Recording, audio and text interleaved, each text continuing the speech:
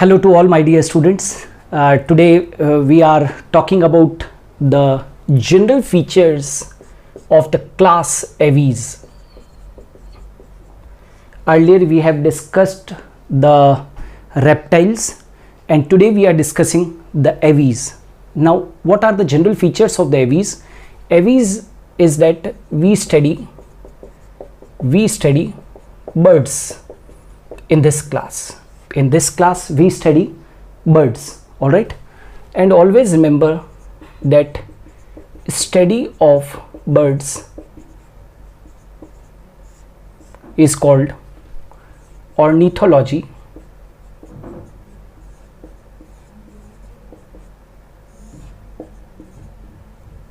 Study of birds is known as the ornithology, and Birdman of India,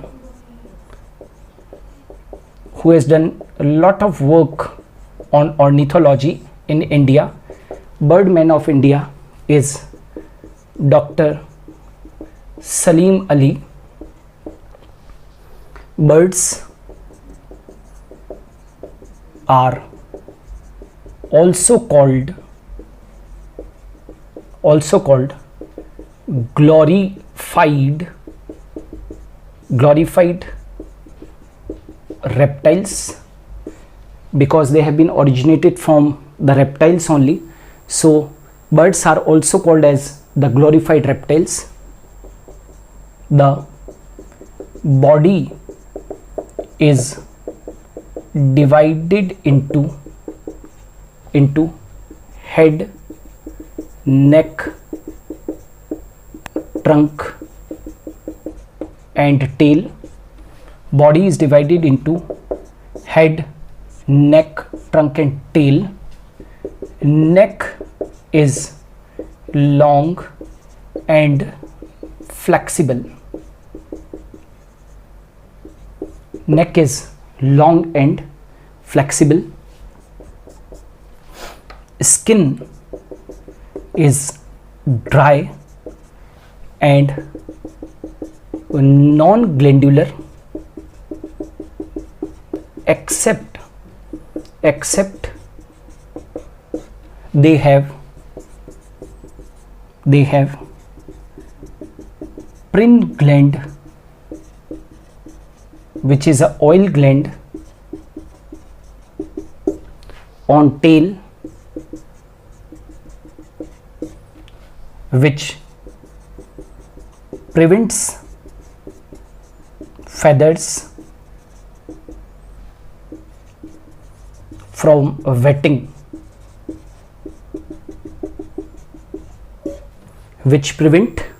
they have prin gland on the tail which prevents feathers from wetting. Otherwise their skin is non-glandular, and I have seen that many times the question is asked from here that which glands are found, which oil glands are found in the birds. So they have only the prin gland. All right, now entire body is covered by feathers. Their entire body is covered by the feathers, right? Entire body is covered by feathers. Their endoskeleton is made of bones, but the peculiar feature of the bone is that the bones are hollow. Such type of the bones are called as pneumatic bones. Which make their body light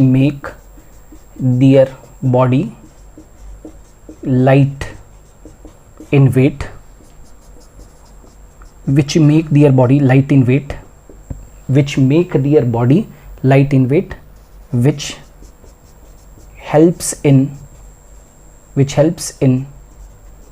flying, that is flying. Otherwise, they might have not been taken great heights during the flying. So their endoskeleton is made up of bones. Now, scales are found only on, very important, scales are found only on hind limbs. Scales are found, but they are found only on hind limbs. All right, scales are found, but scales are found only on the hind limbs. Next, few more characters. The forelimbs in the birds, are modified. Forelimbs are modified to wings. Forelimbs are modified into wings, which help in flying. Forelimbs are modified into wings which help in flying, but hind limbs help in perching, right, walking or swimming, right. So hind limbs help in perching, walking or swimming. Birds are, very very important beta, birds are warm-blooded. This is the first time you can see here that in classification aves are warm-blooded. Only the aves, class aves and mammals are warm-blooded, rest all are cold-blooded. So birds are warm-blooded. They are able to keep their body temperature constant. They are able to keep their body temperature constant. Okay, they are able to keep their body temperature constant. Their body temperature never change with the ambient environment. Okay, so they are warm-blooded. They are, very important, this is very important, they are amniotes. You know what is amniotes? That is, they have extra embryonic membranes, not embryonic membranes, extra embryonic membranes. Embryonic membranes are ectoderm, mesoderm and endoderm. I am not talking just now about the embryonic layers. They are amniotes. What are amniotes? Which have extra embryonic membranes. Say, that is, which type of the extra embryonic membranes are there? So amnion, chorion, allantois and yolk sac. All these are the extra embryonic membranes. Okay, now eyes have pectin. A substance is there in the eyes. So eyes have pectin. This pectin is meant for accommodation of eyes. You know what is accommodation of eyes? Means focusing on an object or adjustment of the focal length and all. So accommodation of eye, it is also meant for acute vision, acute and telescopic vision in birds. All right, it is also meant for acute and telescopic vision in the birds. Fine. Now jaws are modified into horny beak. Jaws are modified into horny beak, means they are toothless. they don't have tooth. That's why we can say it is that they are toothless. Jaws are modified into horny beak. Now, esophagus forms in them. Esophagus is not there. Esophagus forms crop which act as storage organ, and one more additional chamber is there, that is known as the gizzard, is meant for crushing food. Means these two additional chambers are there. One is known as the crop, another is known as the gizzard. Crop is meant for the storage and gizzard is meant for the crushing the food. If you have seen that a small sparrow, house sparrow, can eat a wheat grain or a maize grain, right? And if we human beings, if somebody gives us the maize grain, okay, and somebody tells you that just you crush it by your teeth, it will not be able to for the human being to crush it. But these birds are having the gizzard in their alimentary canal, with the help of which they are having the capacity to crush the food. All right, now let's discuss some more features related to the class Aves. Now if we talk about the respiration, so respiration by lungs associated with lungs are air sacs. Okay, associated with lungs are air sacs. So like this, with the help of lungs and air sacs, they perform the respiration. Now if I talk about heart, so this is the first time in classification that you can see here that heart is completely four chambered.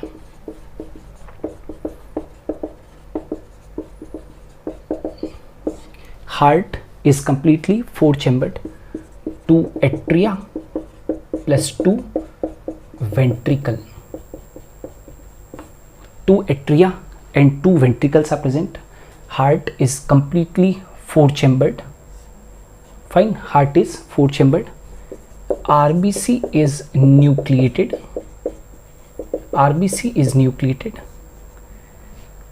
Hepatic portal system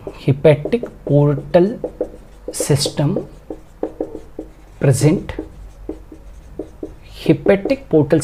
What is hepatic portal system? That is the veins coming from the different body parts, instead of first opening into the heart, first opens into the liver and then opens into the heart. This is called as hepatic portal system. Sinus venous absent. Remember this thing, that sinus venous is present in those organisms in which the heart is not completely developed, but here the heart is completely four chambered, so sinus venous is absent. Generally the sinus venous is associated with the right atrium, in which the heart is not so much developed, but here the sinus venous is absent. Hepatic portal system is present. RBC is nucleated and heart is four chambered. Now remember this thing, that aves, that is birds, have only right aorta. Remember, mammals have left aorta, right? Mammals have left aorta to supply blood to the entire body, but birds have right aorta and reptiles have both right and left aorta. Remember, reptiles have both right and left aorta, birds have only right aorta, and the mammals have only the left aorta. So remember this thing, aves have only right aorta. Now they have a metanephric kidney.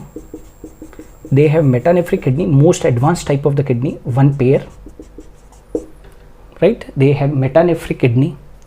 They are uricotelic.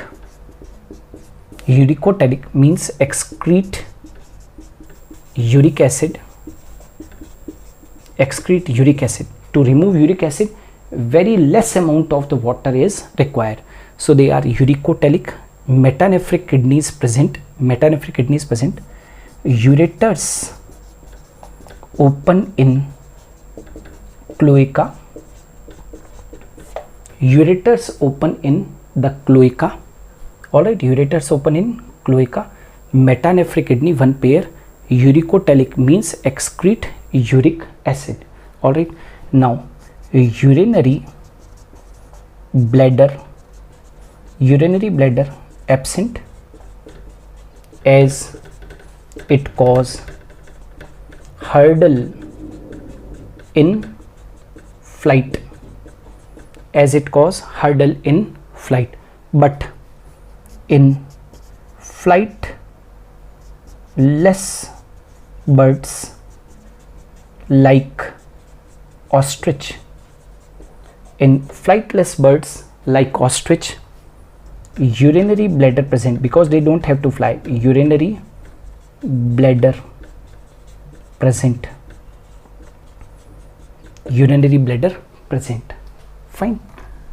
Alright, these characters are clear. Now coming to the next one, if I talk about the skull, they have a monocondylic skull. They have monocondylic skull.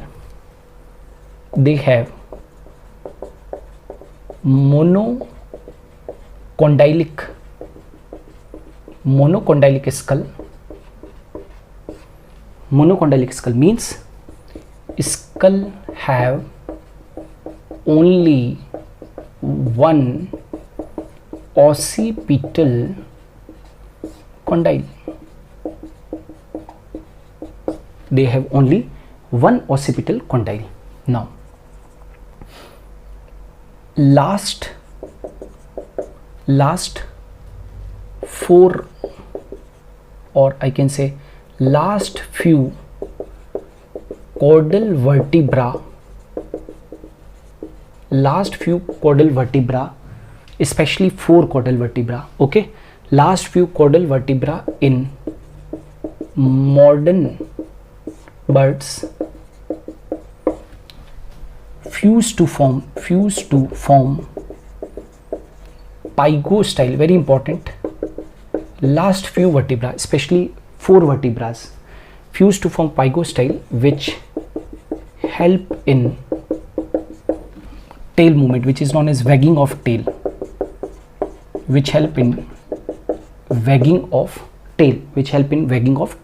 So this is the characteristic feature of all the modern birds, that their caudal vertebra, caudal means tail vertebra, fuse to form pygostyle. All right. Now clavicle and interclavicle bones fuse to form a fork-like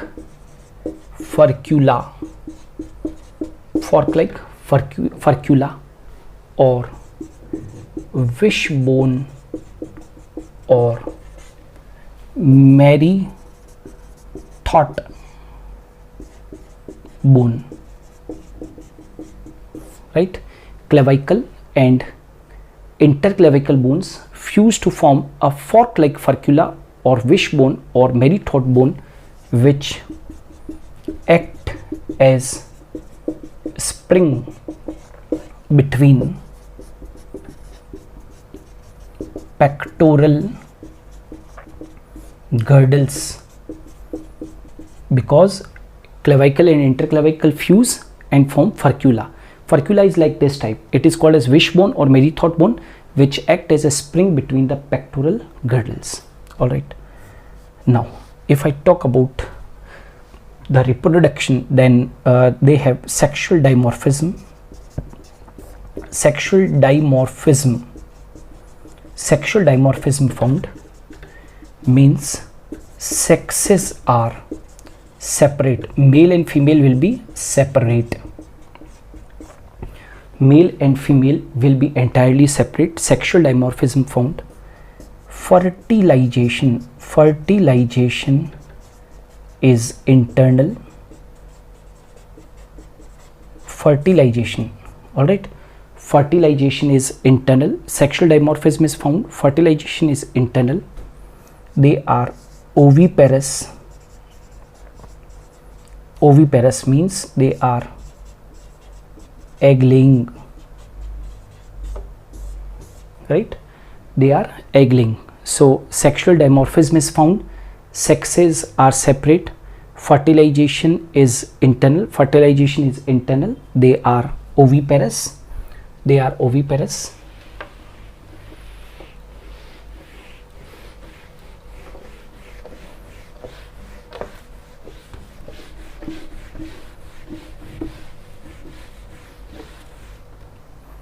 Development is direct. Development is direct. No larval stage. No larval stage found. Development is direct. Parental care. Parental care is well developed. Parental care is well developed. You can see that they have a habit of nest making. They have a habit of nest making, means they have parental care. Parental care is very well developed, all right. And few birds are flightless. That we'll be studying in the classification part. So few birds are flightless. They cannot fly, all right, say for ostrich, all right, or the penguins and all right. So few birds are flightless. Now at the base of sternum, keel found.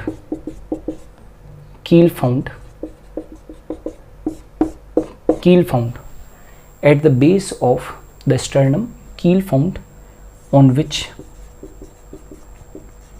flight muscles are attached. Remember this thing, that presence of pygostyle, you know very well, pygostyle is formed by the fusion of the caudal vertebra. So presence of the pygostyle, keel and furcula are the feature of modern flying birds.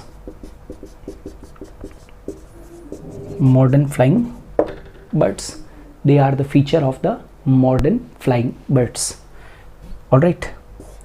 So again I am repeating, presence of pygostyle, keel and furcula are the features of modern flying birds. Also they are monodelphic. That is, females have only one left ovary, and right, females have only, we can say it as monodelphic, means females have only one ovary and one oviduct.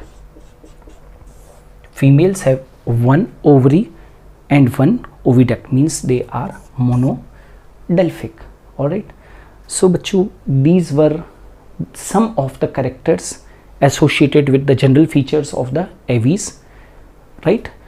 In the forthcoming videos we will be discussing the classification of the aves, as we have discussed in our earlier topics also. When we were talking about the reptiles also, first we have studied the general features and then we have talked about the classification.